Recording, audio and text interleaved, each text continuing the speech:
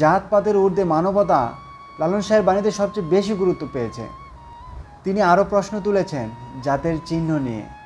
কেউ মালা কেউ তসবি গলায়, তাইতে কি জাত ভিন্ন বলায়। যাওয়া কিংবা আসার বেলায় জাতের চিহ্ন রয়কারে। লালন স্পষ্ট করে বুঝিয়ে দিয়েছেন মানুষের সৃষ্টি রহস্যে কোনো ভেদ নেই। কেউ হিন্দু বা মুসলিম হয়ে জন্ম নেয় না, জন্ম নেওয়ার পরে মানুষই সেই তকমা লাগিয়ে দেয়।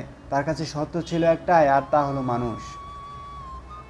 এই মানবতাবাদী চেতনায় তাকে সাধারণ সাধক থেকে উন্নীত করেছেন চিরকালীন দার্শনিকের আসনে। তার উক্তিগুলো আজও আমাদের সেই আদিম প্রশ্নটির সামনে দাঁড় করিয়ে দেয়, মানুষ হিসেবে আমাদের আসল পরিচয় কি। আধ্যাত্মিকতার আরেক নাম হলো আত্ম অনুসন্ধান বা মনের মানুষকে খোঁজা।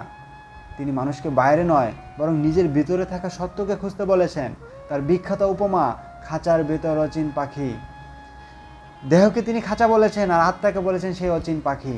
খাঁচার ভেতর অচিন পাখি কেমনে আসে যায়, ধরতে পারলে মনোবেরি দিতাম তার উপায়।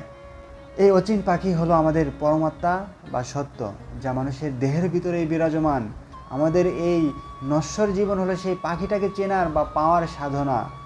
যখন সেই সাধনা শুরু হয় না, তখন লালন আক্ষেপ করে বলেন, সময় গেলে সাধন হবে না, দিন থাকিতে দিনের সাধন কেন করলে না। এই জীবন ক্ষণস্থায়ী, তাই সময় থাকতে আত্মাকে চিনতে না পারলে মানব জনম বৃথা। লালনের এই উক্তিগুলি জীবনের প্রতিটি মুহূর্তে আমাদের স্মরণ করিয়ে দেয় আমাদের মূল দায়িত্ব যা কোনো জাগতিক কাজ নয় বরং আত্মিক উন্নতি। আজ লালন সাহেজির তিরোধান দিবসে আমরা তার জীবনের ইতিহাস নয় বরং তার বাণীর উত্তরাধিকারকে স্মরণ করি। তার এই উক্তিগুলি কোনো নির্দিষ্ট সময়ের জন্য লেখা হয়নি, বরং যুগে যুগে মানুষের ভেদাভেদ যখন মাথাচাড়া দিয়ে ওঠে, তখন লালনের এই বাণীগুলো হয়ে ওঠে আমাদের আলোর দিশারি। যেখানে মানবতা ভুলুণ্ঠিত, সেখানেই লালনের এই অমোঘ সত্যটি আমরা খুঁজে পাই, মানুষ ভজলে সোনার মানুষ হবে।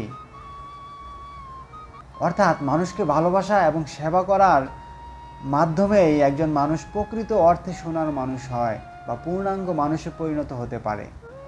লালন ফকির চলে গেছেন, কিন্তু তার গান আর উক্তিগুলো চিরকাল আমাদের এই শিক্ষাই দিয়ে যাবে, মানুষের মধ্যেই নিহিত রয়েছে জগতের শ্রেষ্ঠ ধর্ম ও সত্য।